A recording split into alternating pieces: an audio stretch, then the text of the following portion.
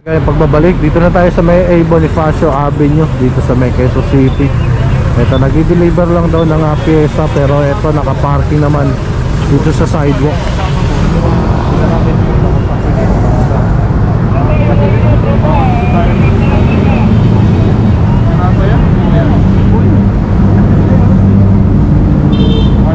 Ayan, ang laki-laki ng ng garahe sa loob, pwede nang pumasok habang di-deliver, no?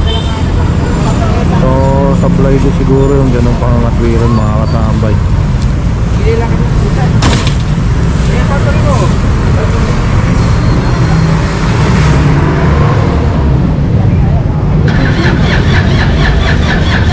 Oo.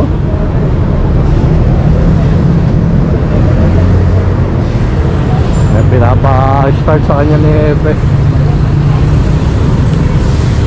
Kung nag-deliver lang ito ng pyesa, start agad to. Yun, talagang mahina lang siguro. Patitikitan na lang.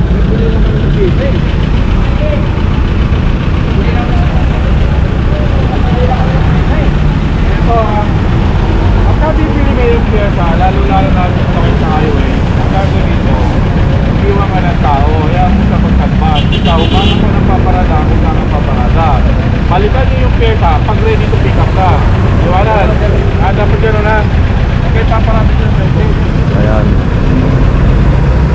pinangaralan na lang ni Epe kung ano ang dapat gawin, no?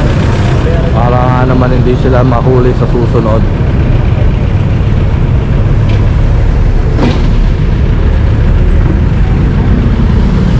Titikita na lang po ni Sir Bragais yung lisensya ni tatay. Magbabalik ulit ang Katambay Fish Shop. Katambay, dito na tayo sa may Mayon Street.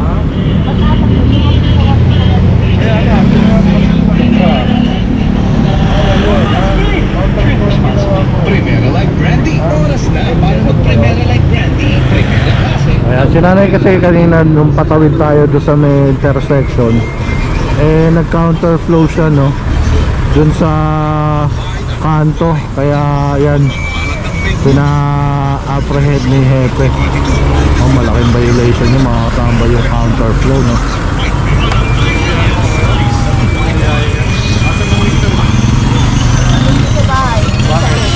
May sakit to. May sakit si tatay, kaya kayo naghahanap buhay. Siguro consideration na lang ito, mga katambay. Okay, ganito na lang, nanay, ha. Nare-remind lang kita, hinanyaran yung sa nakakaintindi. Nare-remind lang kita, nanay, ha. Iintindihin kita kasi alam ko naghahanap buhay ka. Babae, parang ikaw na yung padre di pamilya. Pero sana, next time, bago ka pumasok sa intersection, siguraduhin mo nasa safety ka, ha. Nasa tamang procedure ka kung paano ka papasok ka. Huwag kang basta-basta papasok sa intersection, which is mali yung position mo doon, ha. Kahit maaari kang maksidente, may kasama ka, apo mo, anak mo. Apo, kasama mo pa apo mo, diba? Kung naisad na aksidente kayo mo, nadami yung apo mo. Kasi sirahan ang buhay mo. Ilang taon na kayo? Ha? So 53 na kayo. Yung sa edad nyo na yan, dapat nag-iingat na kayo. Paano kung may nangyari sa inyo, kung na maghahanap buhay? Tama mo. Naiyak, mga katambay. Kasi maaaring ma-aksidente ka dahil sa ginawa mo eh. Bawal yung ganung posisyon, ha. Sumunod ka sa tamang traffic, ha. Okay, magbibigyan kita ngayon, ha, dahil iintindihin kita. Yung consideration natin, nasa edad na kayo, naghahanap buhay pa kayo. Huwag mo ulitin yun, ha. Sige. Thank you po. Ayan, mga katambay. So, pinausap na lang ni Pepe, si nanay. So, saludo rin kay nanay yan, nasipag. Yung ano niya, siya na bumubuhay, no, sa pamilya niya. Kasi nga yung asawa niya merong sakit, mga katambay, no. So ayan, kaya pinagbigyan na lang po ni Hepe yan. Consideration din, no. Yan, humanitarian consideration kumbaga. Yan, babalik ulit ang Katambay official vlog. Mga katambay, narangan ng ating iskog. So tricycle. Ay, nalulong po. Uy, dali po. Uy, nalulong po. Ayun o. Oh, hepe, oh, sige. Wala po, sir. Huwag naman po. Sir, sir, huwag yung po, sir. Wala na akong anak po, sir. Para mama niyo na po, sir. Joy lang po. Joy lang po, sir. Tama natin. Joy lang po, sir. Bumitaw mo yan. Bumitaw ka dyan. Bumitaw ka. Wala na akong anak po, sir. Mapapagalitan mo, sir. Sir. Wala po ako ng anak po, sir. Sir, ito lang po ako ng anak po, sir. Sir, ito lang po ako ng buhay ko, sir. Papatawag ako ng Sir, pulis. parang awayin na po, sir. Sir, parang awayin na po, sir. Sir, mawala na ako ng buhay na ito, sir. Sir, parang awayin na po. Ako nakikiusap Ang buhay naman po, balik-balik po, sir. Po, sir. Sir, parang awayin po. Mawala po. Kasi si sir, ina-apprehend niya na nakakileras lang. Tapos ayun nga, wala siyang lisensya pala. Kaya ano na lang, yung isasampa. Relax ka muna. Relax. Relax ka. Lalabas na po naman. Lalabas na po. Parang awayin na po. Makinig ka sa akin, ha? Parang awayin na po. Taga saan ang operator mo? Isang balo po, sir. Mawala po ako ng Ito ka muna, kailangan usap kita. Mawala po ako ng buhay, sir. Ganito. Parang awayin na po. Walang problema kung maghahanap buhay tayo. Makinig ka muna sa akin. Mawalan po ako ng buhay. Makinig ka nga, makinig ka muna. Magugutom po yung mga ano ko, sir. Kasi kung maghahanap buhay ka, kung ganyan na mawala kang lisensya, nansi sa paghahanap buhay mo. Kasi ang unang posisyon natin, dapat may lisensya ka. Makinig ka. Diba? Makinig ka nga. Ano ba? Adik yata ito eh. Walang ano, wala po. Yun na, makinig ka. Pinapayuhan ka ng mas maayos. May mga kasi wala kang lisensya naghahanap buhay ka. Kuha ka muna ng lisensya Parang ka. awayin na po.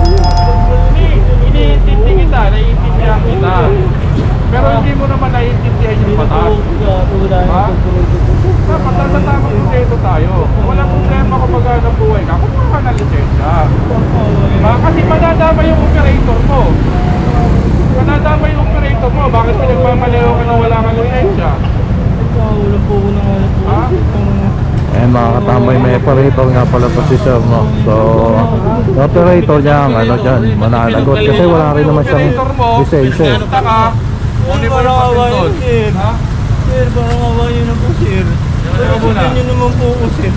Kasama. Isang balo po, sir. Sampalo. Opo. Taga saan yung mayroong tricycle? Yan din po, sir. Ha? Tulad din po, sir. Mawalan ako ng hanap buhay na ito, sir. Hindi na po ako lalabas ng Ano ka sir, nga eh. magkano buhay kuya kung wala kang lisensya? Linga-linga-linga. Tapos nakachinelas ka. Kung hindi ka nakachinelas, hindi ka uhulihin. Dapat nakasapatos ka. Walang sir, Diba? nagatingal. Ikaw sa sarili mo, alam mo na wala kang lisensya. Pero ikaw mismo unang-una ka lumalabag sa procedure natin kung nagbibiyahe. Naka-short ka, nakachinelas ka. Dapat nakapantalong ka. Hindi naman po alam na may operation, sir. Hindi nga lang sasabihin sa'yo kung may operation. Kung nakasapatos ka, nakapantalong ka, hindi ka paparahin. Maliban kung gagawa ka ng ibang violation. Ha? Dito ka po. Inaaral nga kita. Wala na, hindi na. Nasaan pala yung ano, bicycle niya mga katambay, no? Diyan ka lang. Eh, mag-usap ka. Ayun ha. Tutulungan mo ang sarili mo, hindi mo tinutulungan. Ayos naman na po, sir. Pilipin man namin intindi ko nawain, pero mali yung ituturo ko sa'yo na magbibigyan kita. Eh di parang inundindi kita. Para yung mali, hindi na minamali pa rin natin, di ba? Tama, mali. Gawin natin yung tama para hindi tayo magkakasama. Kumuha ka ng lisensya, nakakapaghanap buhay. Wala ko. Sumunod ka sa regulation ng bilang isang driver, kung ano uniform yung tricycle driver, sabihin mo, walang sisita sa'yo. Ayan, kalorong din siguro to si sir, no? Ayan, kasalanan din siguro ng operator niyan, mga katambay, na pinayagan siyang lumabas. Sa procedure, tutulog kami sa'yo. Ano po, sir? Ibigay namin yung karapatan mo, walang uhuli sa'yo kung nasa tama ka. Pilipin. Ha? Walang uhuli sa'yo kung nasa tama ka. Wala ka sabihan sa'yo. Ayan. Kasalanan din ng operator. Kaya ayan, sila ang sasalo itong violation na to, no? Hindi mo yung papel, sabi mo na ako yung papel, papel lang ako. Ha?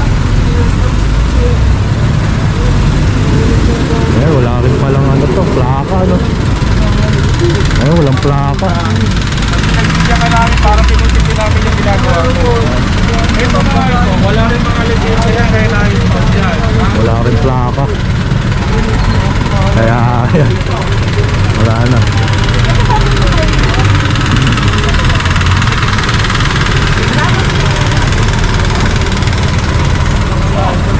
Ayan, ano na yan, sampa na yan. So ayan, so ano talaga magagawa to. Kaya ano na yung motor dyan, dahil lahat yan na yan. Ay, ano yung operator ko sa akin, hindi na ako Hindi mo yung papel. pababiyahin. Hindi na ako pababiyahin. Kasi sa kala kuya, hindi ka na Yun, parang awa nyo na sir. Sino tutulong sa'yo? Sarili mo lang, hindi kami. Sir, parang awa nyo na po. Diba? Tulungan mo yung sarili mo, kuha ka lang Hindi na po ako lalabas yun ng sir. Ganito na. Ako, Tsaka ka umanap sa operator, may lisensya ka na. Ito mga katambay.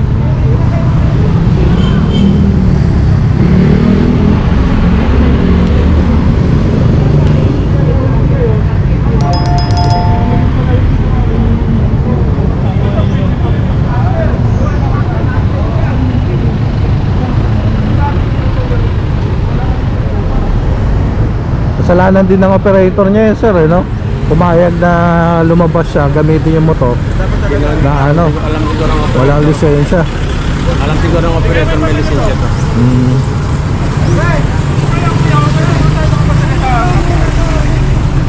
Ayan na yung papel.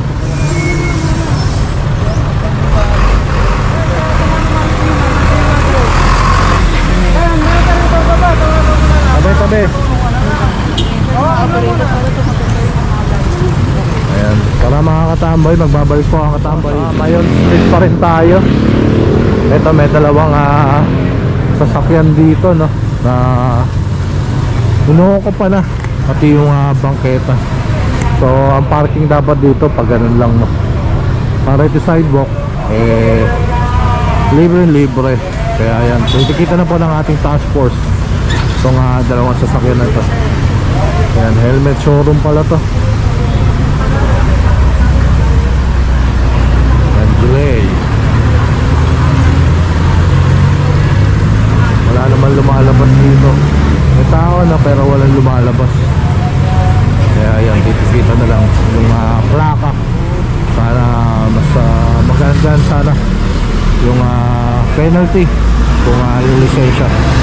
Pero yung sa company naman siguro to, so sagot na ng company yan do. Hindi lang natin alam kung masasagot naman ng company sa driver nila. Ayan, ticket na ni Sir Bagais. Ayun, nakikita na rin yung isa. Para makakatambay. May susi naman eh. Pero kung magdadrive ka ng hindi mo motor, pakalawa wala kang helmet, kung ma-aksidente ka, Naintindihan ko sir, talagang nabigla lang po ito. imbis na nakatulong ka doon sa tao tinulungan mo, idadamay mo pa sa problema kasi aksidente ka, night mo, patitulak mo lang. Hindi kita Baka pwede sir na yan, pagkikita mo sir, yung mga tayo na ito, pagkabusin na lang namin. sorry sir kasi nasa position mo yan eh. Nasa position mo ng time na nahuli ka, wala kang lisensya. May helmet.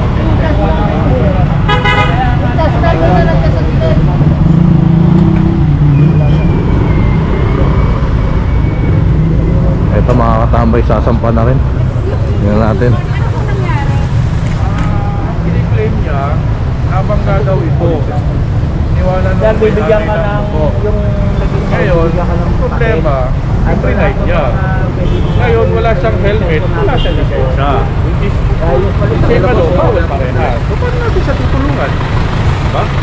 So, ibig sabihin, pag tinulungan natin siya, pinagbigyan natin siya, yung mali, tatabi natin tama. Hindi pwede. Kaya sinabi ko, kaya piniliwanag ko. Hindi pwede tulungan natin siya. Okay na yung pang-mentor yung ano. Pwede siya tumulong, dapat tinulak niya na lang. Sabi niya, tinulak niya, hindi niya pre-live. Kung pre-live niya, liable na siya. Kung halimbawa ma-accidente siya, hindi siya matulungan niya yung tao mayari ng motor, nadadamay pa yun sa pang-accidente na pwede mangyari sa kanya. Yun yung iniiwasan natin. Thank you po Sir Joey. Hindi pala sa kanya yung motor mga katambay na tumutulong lang daw siya. Pero ayun nga, na-apprehend siya dahil wala siyang helmet. Tapos nung hihingan siya ng lisensya, wala din siyang lisensya. Kaya ayan, sampa na rin po yung motor.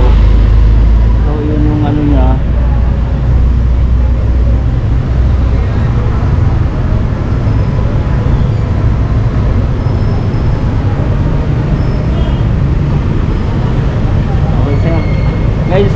hintay mo na lang yung papel na ibibigay sa'yo. Andun lahat ng may yung impounding. kung saan po yung kukunin? Hindi Sa Marikina sir, Tumana. kumana. Oo. Yun lang. Tapos, yung ticket mo, doon mo din makuha sa impounding. Pag sinubuki yung motor mo, bibigay yung ticket para bayaran naman yung ticket. Ano po may-ari, sir? Ang motor. Boss. Ayun, kumpanya pala yung may-ari nitong motor. Magbabalik po ang Katambay Official Vlog.